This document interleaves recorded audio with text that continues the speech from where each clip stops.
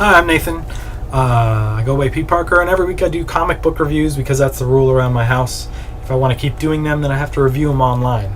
So this is going to be the review of American Vampire: Survival of the Fittest, number 2 of 5. This is written by Scott Snyder, the same person that writes the other American Vampire, the main series. And this is drawn by Sean Murphy.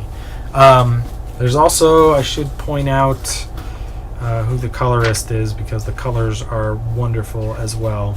If you know about this series at all, and I didn't when I first started Survival of the Fittest, there's basically vampires in the world, and then there's vampire hunters, more or less, but these vampires are different based on geographical location and who made them, more or less. And so in this outtake series, you get kind of, as you've seen in previous covers, vampires in the Nazi regime that they have to go over and fight against, more or less, while they're trying to gain a cure for one of the main guys.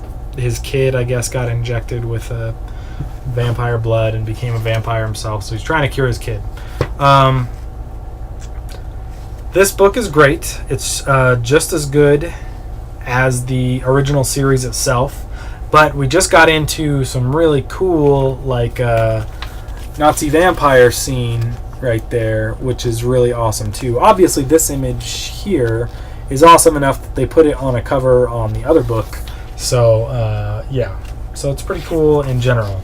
There's a lot of intrigue. There's a lot of mystery in this kind of stuff, and it's taking place during the Nazi times or whatever. So it's really interesting overall. That's probably the best part about this entire series. Here's another great art panel here with a big castle on a hill. Is that it weaves these vampires of all kinds of weird varieties into kind of historical situations and locations, and it makes it for really great stories. You kind of feel like you're reading how history could have gone if those things really exist. And the art, again, like I mentioned before, is really great in this one too. It's kind of a more scratchy, less clear, less cartoony kind of feel, more sketchy of art, but I'm really enjoying it.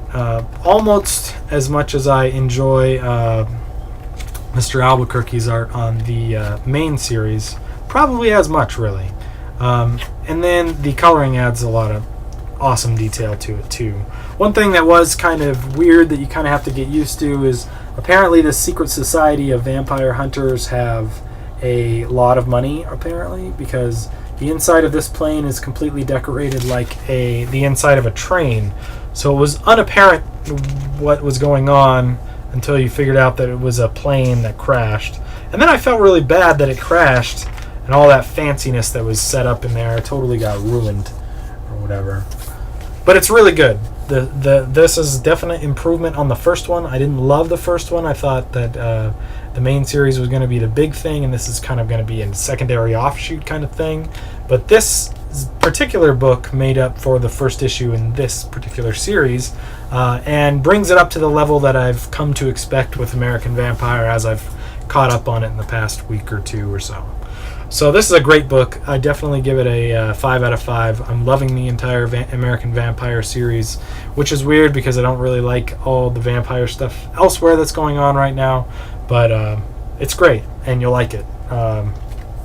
So there you go. American Vampire: Survival of the Fittest, 2 of 5. I gave it a 5 out of 5.